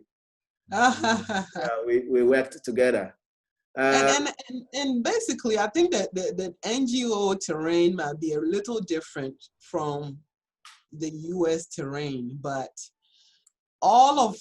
they all work similarly. We need to know exactly what is killing these nonprofits that are dying. And then with our knowledge in school and our strategic thinking and being able to partner with other organizations, we will be able to succeed. And do not forget to get back to your professor for for some tricks of how you can succeed, right? We will be able to succeed. Did I answer the question some way, Justice? Yes, yes, you did justice to it. Thank you. Yes, you did. And as I indicated, we have a number of people who have joined us. Michael Bio joined us from Toronto in Canada. I have James J in Stockholm in Sweden. I have Reverend Maxwell Apia, Maxi, from Virginia in the US of A. Oh, Maxi is on? Okay. It's on, Maxi is on. So we have a lot of people who have joined us from, like we indicated, Dr. Justice Musa is joining us from Germany. So it's been a global conference, if you ask me. So I have, Robert Aziz has a question. He says, what will be the role of effective and intelligent states in combating COVID and to keep state working post-COVID?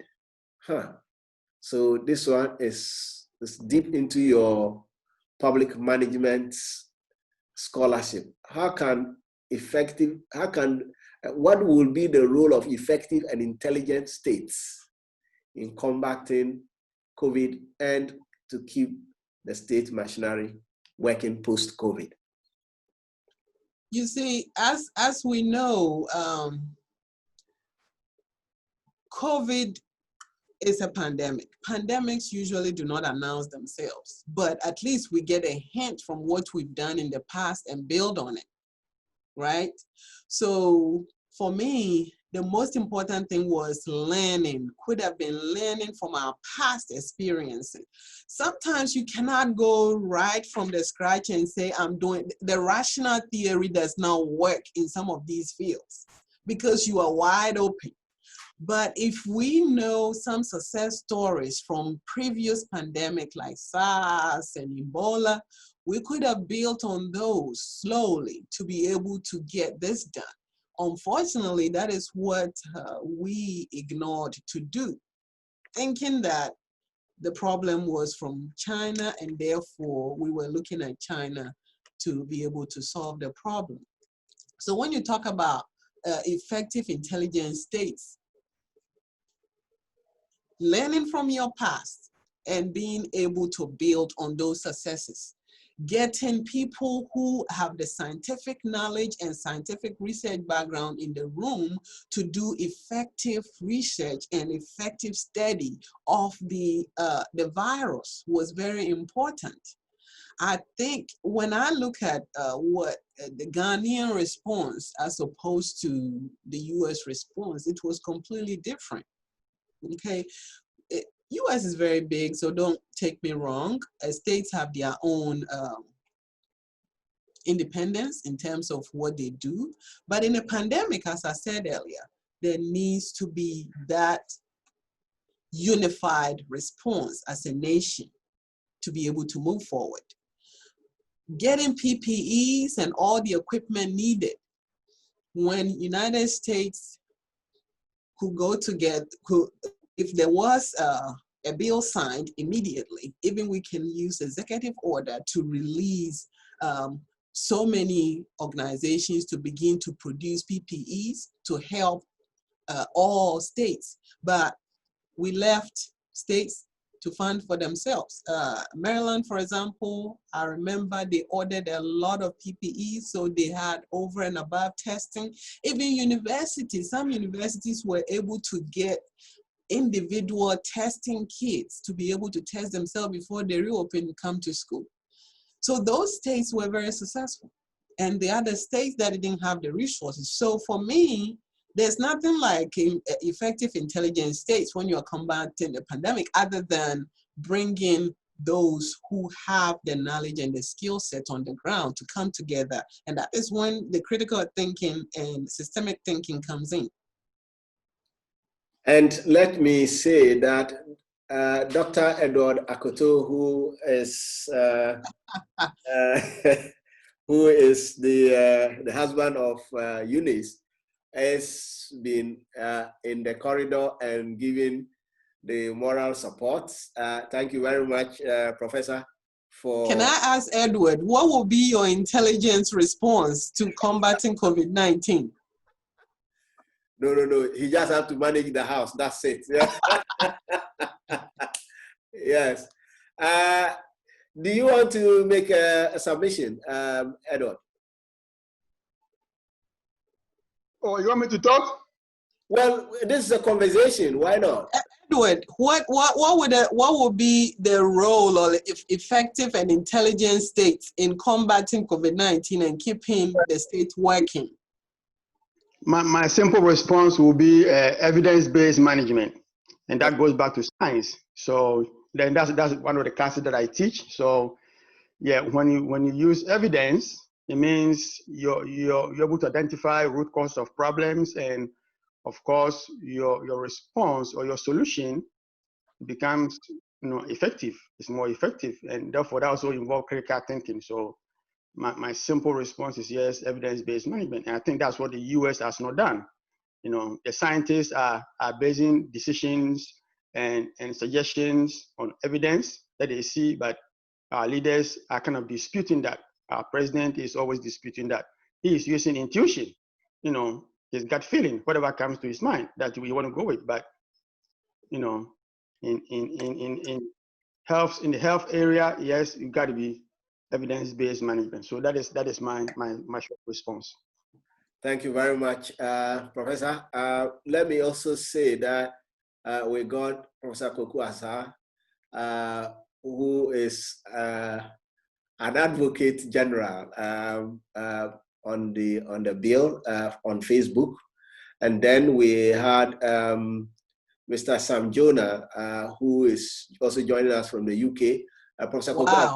Sam Jonah is listening. Yeah, Sam Jonah is there right there. I have several children on the line right now. So this is West Coast solidarity, But Professor Cobuss joined us from the US as well.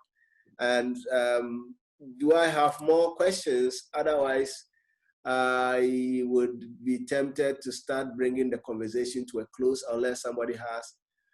It's been a long afternoon for our friends in the US. But those of us in Ghana, it's past 8 o'clock in the night. And I think that we couldn't have done much better than we have done. I want to say there is George Ofosu, who is joining us from Germany as well. So we have quite a number of people joining us from across the seas. I want to say a very, very big thank you to Eunice, Professor Akoto, and Mr. Ahmed Tijani. Mr. Ahmed Tijani spoke earlier. He is the country director of Oxfam. Oxfam is an international NGO that has offices in Ghana and operates across the world. Dr. Akoto is an associate professor at Henderson State University and specializes in public management with sub-specialization in non-profit management. She's been talking to us about how the non-profit sector in the US have been confronted with what to do within the COVID period.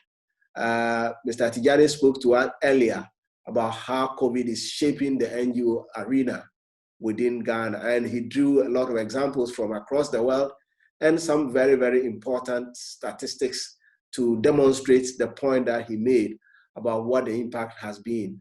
I think that this is what we have always sought to achieve using this COVID lecture seminar series, to be able to engage and to get to shape the discourse as it goes on. For all of our friends who joined us from across the world, we say a big thank you for making time with us. For our participants who are in Ghana, also scattered across various parts of Ghana, we appreciate you spending your time. It's so expensive to buy data in Ghana. So when I see you stay through the presentation, I consider that as a privilege. For those who joined us on Facebook, we say thank you for making time. This is recorded and it's on Facebook. We are going to have it on our YouTube channels as well, so you can always go back to it. Mr. Tijani is very close to where their offices are located in East Legon. Let me say, do a little promo for my sister. We were in West Coast together. She is a consultant, and so maybe Mr. Ahmed, Tijani, when you have some consulting assignment, it would be great to converge around the conversation once we converge this evening. Otherwise, for those of you who are in the non-profit sector, please reach out to her, and I'm sure that the contribution will be worthwhile in helping to build the NGO sector. One of the areas in the NGO sector has been that people are passionate, and sometimes, especially for the community-based non-profits, people are just coming out with a lot of passion, and sometimes they have no idea how to turn things around, and that has led to a lot of high rates in the failure of the NGO sector, and in some cases, it's led to mismanagement, which is giving the sector some bad name in the past. With colleagues like this, I'm sure they are able to support you to be able to steer your NGO in the right direction. But as I said earlier, Mr. Tijani, we know that you had to go for prayers, but you spared us your time, and we do not take that for granted. I thank you all very much, and I wish you a very pleasant evening and afternoon. Thank you very much. Thank you very much, and thank you very much.